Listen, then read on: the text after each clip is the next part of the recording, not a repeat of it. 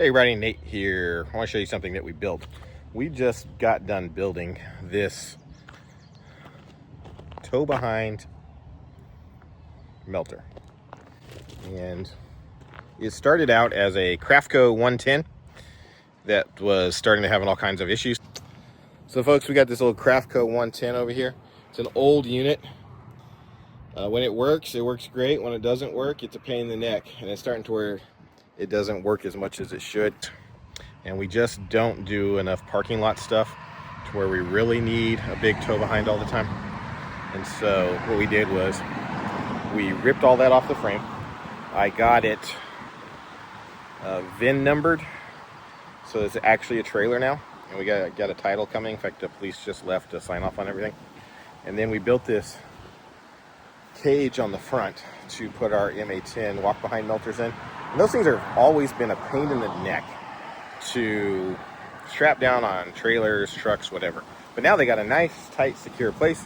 We got this drop-down ramp that we built, and I'll be honest, it could probably be, another foot taller to make it really easy to use, but it's not dangerous. It works just fine.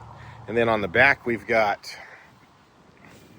our custom propane tank holders. We can put 3 propane tanks in here.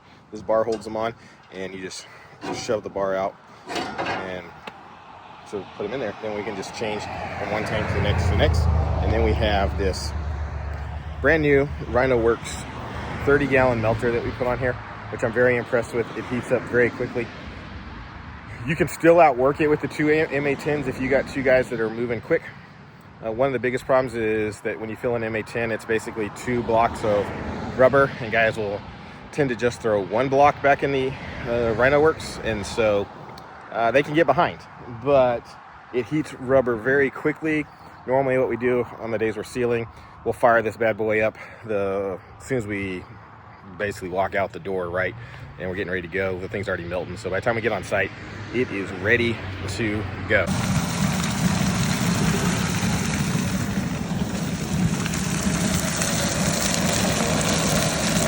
Now, it is, let me get out of the way here, a little tail heavy. I'm not gonna lie. It definitely is a little on the heavy side on the rear end. So I think we're going to actually add a thing on the front here, a mount, so we can put a couple more propane tanks. But honestly, when you're towing it behind an F450, and this thing is light enough anyways that weight distribution doesn't really matter. Tow it behind our 1-ton or F450, whatever, it doesn't matter. The whole thing is super light, so it just doesn't matter. But it works great, it tows great, and it was a great way to solve a problem that we had. We needed more rubber, but we just didn't need a big expensive tow behind. So hope you enjoy the content. Appreciate it if you give us a like, subscribe, all that fun stuff. And until next time, y'all take care.